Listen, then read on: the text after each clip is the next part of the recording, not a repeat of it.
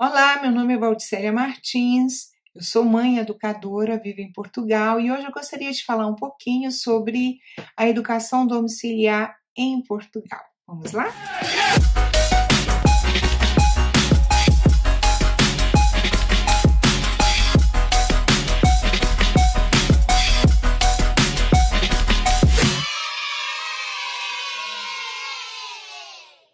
Em Portugal, o ensino doméstico ele é legal. Na verdade, não se tem registro de que tenha sido proibido alguma vez. A escola institucionalizada, como nós a conhecemos, ela tem mais ou menos um século de existência, foi resultado da Revolução Industrial, mas o ensino doméstico sempre foi permitido. Inclusive, a lei mais antiga que se tem acerca do ensino doméstico aqui, ela é datada de 1948. Desde os anos 80, o ensino doméstico seguiu as mesmas regras do ensino particular, do ensino cooperativo. Depois houve umas mudanças na legislação e trouxeram alguns critérios diferenciados para o ensino doméstico. Era também muito simples. Uma dessas premissas é que a criança que fosse estudar em ensino doméstico, ela deveria coabitar com o seu educador, que seria então seu pai ou sua mãe, né? Então a criança deveria viver com o pai ou a mãe. E uma outra questão, até os anos 80, o ensino doméstico em Portugal, ele seguia as mesmas regras do ensino particular ou do ensino cooperativo. Com algumas mudanças na legislação, então eles estabeleceram algumas premissas, né, para que a educação domiciliar pudesse acontecer. Uma delas é que agora, a criança ela deveria coabitar com o seu educador. Normalmente, quem exercia, era responsável, né, pelo ensino da criança, seria o pai ou a mãe, e a lei vem então reforçar essa questão de que a criança deveria morar com o seu educador. Uma outra premissa era que o pai ou a mãe deveriam possuir algumas habilitações literárias, que seria ter pelo menos um ciclo a mais de formação do que a criança que estava a ser ensinada por ele. Então, a partir de que esses requisitos eram cumpridos, não era necessário nenhum tipo de autorização da escola ou nenhum deferimento, havia apenas a manifestação da intenção da família de que a criança fosse fazer ensino doméstico e tudo estava bem. A criança, claro, deveria estar matriculada numa escola, né, inscrita numa escola formalmente na área de sua residência, e também deveria, ao final, né, de cada ciclo, do quarto, sexto, nono e 12º ano, eles deveriam fazer as avaliações, né, os exames na escola, e esses exames serviriam tanto para a verificação, né, de conhecimento, mas também para equivalência de frequência, né? Isso era até importante porque era a única maneira que a escola tinha para controlar se de fato aquela criança estava estudando, e caso essa criança não compareça, né, para realizar esses exames, isso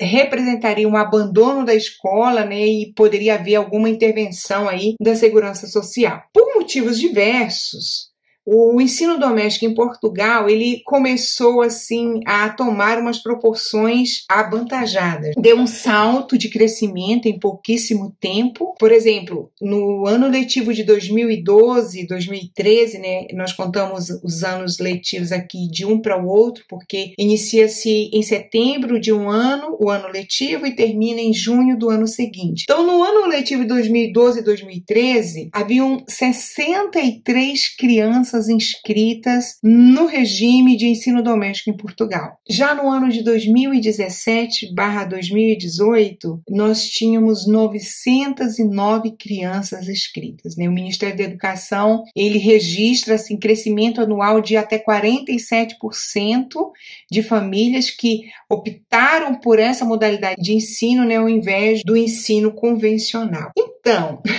provavelmente, o Ministério da Educação, ele começou a ficar um pouco preocupado, né, com esse crescimento, com cada vez mais haverem crianças que estão deixando de pensar dentro da caixinha, né, do governo, né, passando a ver as coisas de uma maneira talvez diferente, ou saindo do controle ideológico que a escola estabelece sobre as crianças. E começou então a mexer para que possa haver algumas mudanças, ou pelo menos delimitar um pouco mais esse crescimento que tem sido assim bem significativo. A escola em Portugal é bastante controladora e doutrinadora. As crianças, elas são obrigadas a frequentar a escola em regime de tempo integral a partir dos 6 anos de idade até os 18 anos. Assim, pelo menos das escolas que eu conheço e algumas que as minhas filhas já frequentaram aqui, o contexto, né, da escola é bastante pernicioso, há uma questão muito séria, né, nos relacionamentos dos alunos, no comportamento, uso de drogas,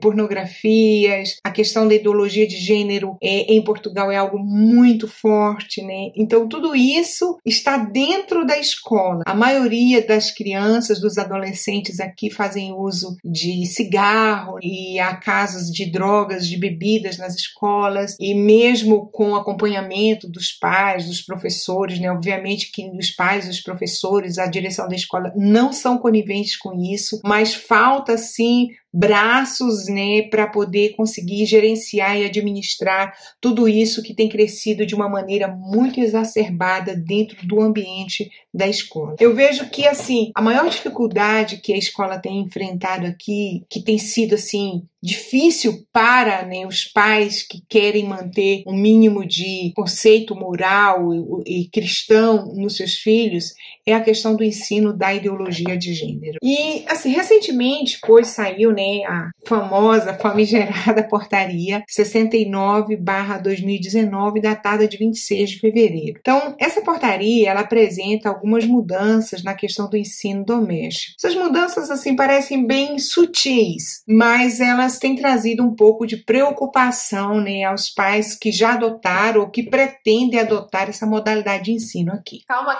que o vídeo ainda não acabou. Meu nome é Sara, eu sou responsável pela nossa plataforma Educar Prêmio.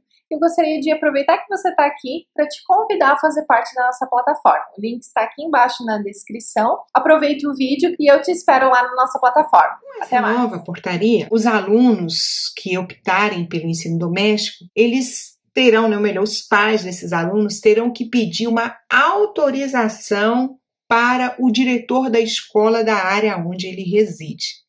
Ou seja, o que anteriormente era um direito nosso e nós apenas íamos na escola para comunicar à escola, né, de que estávamos retirando nosso filho da escola para o ensino doméstico, agora nós vamos meio que pedir um favor ao diretor da escola para que ele permita que o nosso filho estude em ensino doméstico. Então, assim, é interessante como a portaria apresenta isso, né? Ele diz que no processo da autorização, o estudante ou o encarregado da educação, eles terão que passar por uma entrevista na escola e que, então, né, a partir daí, o diretor vai recolher os elementos que ele vai julgar que são necessários para dar esta autorização ou não. A portaria diz assim, com vista a conhecer o aluno e o seu projeto educativo. Caso a escola aceite a matrícula, né, do estudante em ensino doméstico, então faz-se necessário a formalização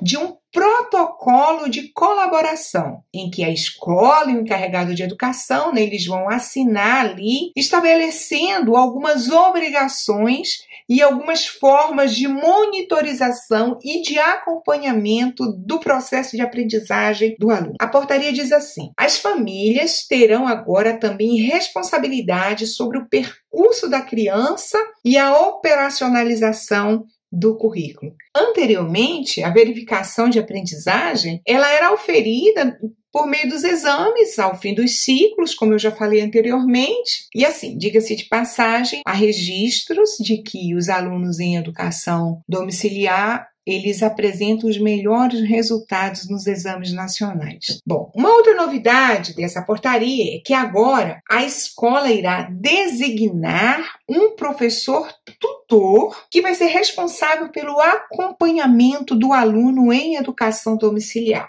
Então, a avaliação das aprendizagens, elas vão ser feitas com base numa espécie de um portfólio que o aluno vai ter que construir ao longo do seu ano de estudo, registrando ali os seus trabalhos realizados, a maneira como ele está estudando, aprendendo, ele vai ser avaliado e acompanhado por esse professor tutor, que vai ser assim designado a critério da escola, sem que os pais possam ter qualquer direito de interferir ou de optar por isso. A portaria estabelece também a obrigatoriedade de pelo menos uma sessão presencial na escola de matrícula com o aluno e o encarregado de educação, e os alunos poderão ainda ter que responder a provas de aferição, provas finais do ensino básico, os exames nacionais no ensino secundário, enfim, né? Tudo aquilo que a escola achar que é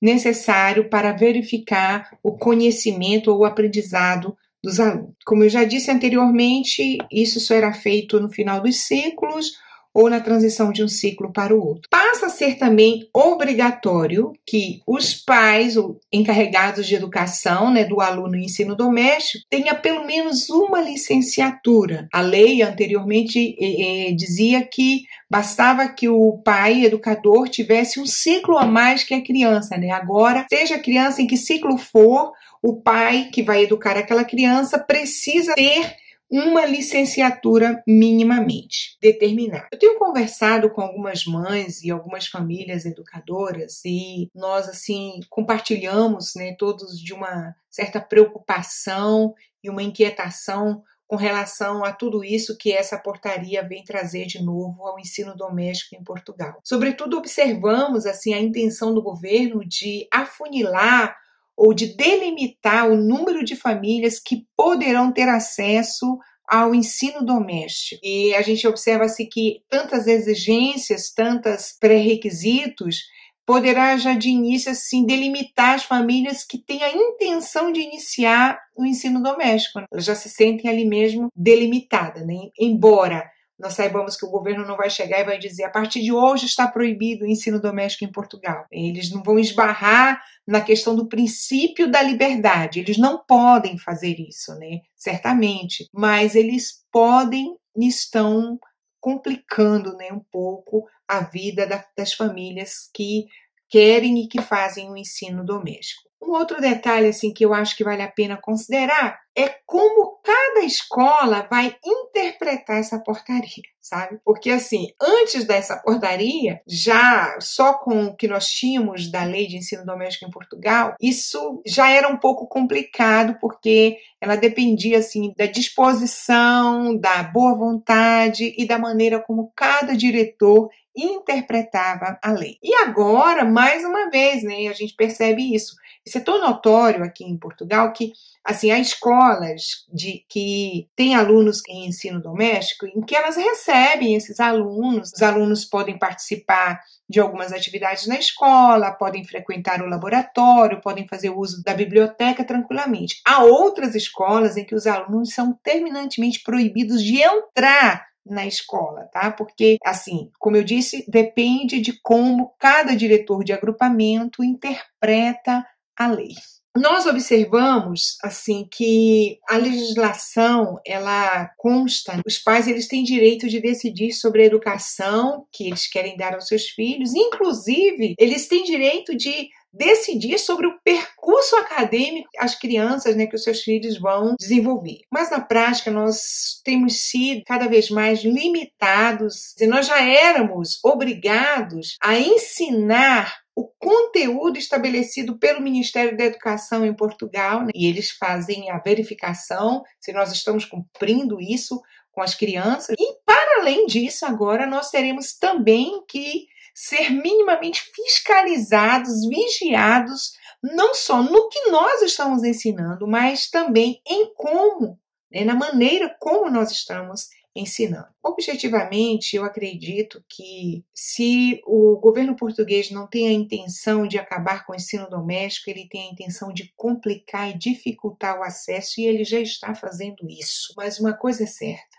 nós, pais, educadores, vamos perseverar e insistir pelo direito de educar os nossos filhos aqui. Como cristã, eu percebo que há algo muito maior por trás disso tudo. Não é apenas um controle que o governo quer exercer sobre os nossos filhos, não é apenas uma questão ideológica que tem se estabelecido dentro das escolas.